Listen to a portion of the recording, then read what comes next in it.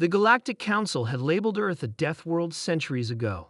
Its inhabitants lived in a gravity well nearly twice that of standard habitable planets, breathed toxic oxygen mixtures, and withstood temperature variations that would kill most sentient species.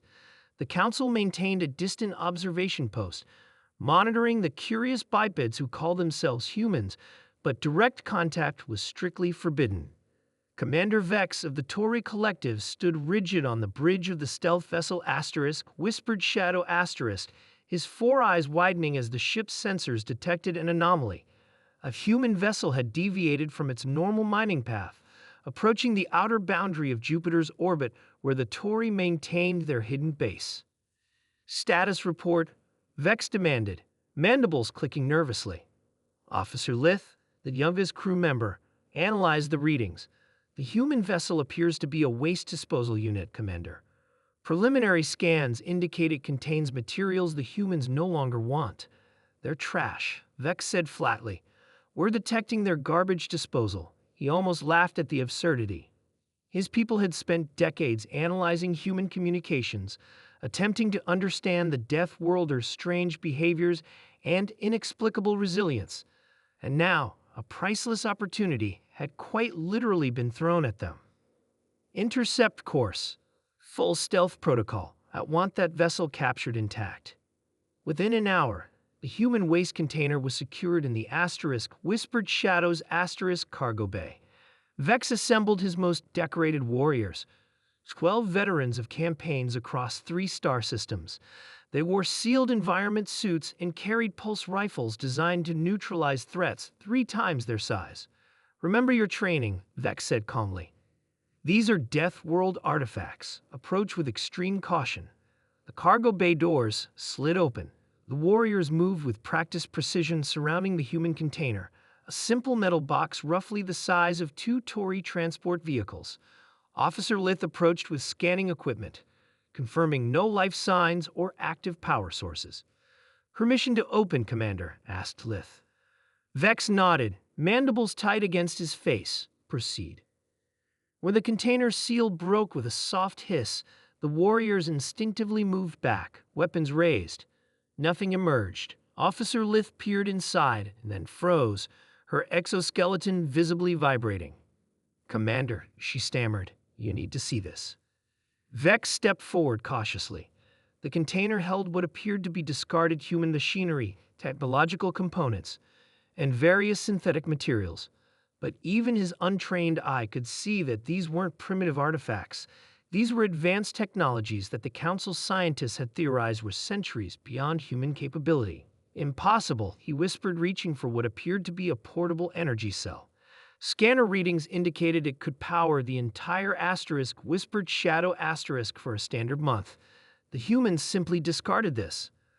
Another warrior lifted what appeared to be an atmospheric processing unit that, according to their data, could filter toxic gases at rates unheard of in collective technology.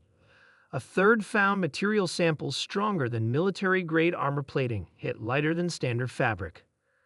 Commander, said one of the senior warriors, her voice hollow with dawning comprehension, if this is what the humans throw away, the implications hung in the recycled air of the cargo bay. If this was human garbage, technology they considered obsolete or broken, what did they keep? What did they actually use? Officer Lith's scanners beeped urgently. Commander, I'm detecting a quantum signature. Activating containment field. Too late. A small device in the corner of the container pulsed once, emitting a signal that penetrated the stealth vessel's shields as if they weren't there. Trace that signal, Vex ordered, but the ship's systems could barely register the technology, let alone track it.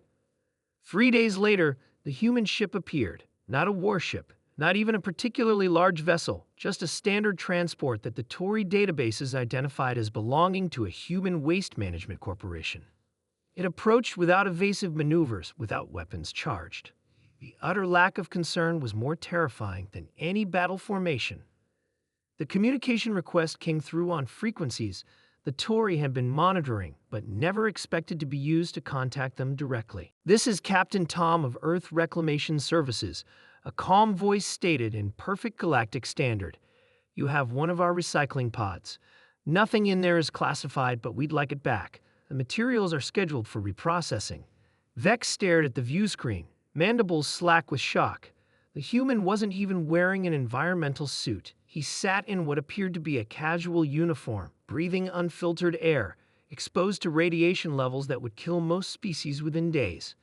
"You knew we were here?" Vex finally managed. The human named Tom smiled slightly. "We've known about your observation post for about 70 years. No offense taken. Most species keep their distance at first. And the technology in your recycling pod. Last generation stuff. Outdated but still recyclable. We don't waste materials if we can help it." As the human continued speaking, explaining recycling protocols and offering formal diplomatic contact, "When you're ready," Vex felt the foundations of his understanding crumble. The Council had dramatically underestimated these Death Worlders. They weren't merely surviving their harsh planet. They were thriving, advancing, and doing so at a pace that defied comprehension. And most alarmingly of all, they had been watching the Watchers all along. Officer Litz summed it up perfectly as the human finished speaking. "Commander, I believe we should reconsider the Death World classification. Not for the planet, for the safety of the rest of the galaxy."